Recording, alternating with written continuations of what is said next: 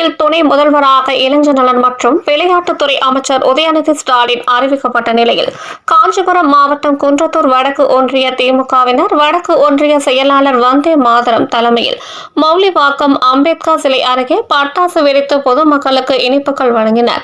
உடன் குன்றத்தூர் ஒன்றிய குழு துணைத் தலைவர் உமா மகேஸ்வரி, வந்தே மாதரம் மாவட்ட ஆதி திராவிடர் நலக்குழு அமைப்பாளர் பாஸ்கரன், துணைத் தலைவர் வனிதா ராமகிருஷ்ணன், கிளை கழக செயலாளர்கள் சார்லஸ், விமல், குவேந்திர ராஜா மற்றும் ஏராளமான திமுகவினர் கலந்து கொண்டனர்.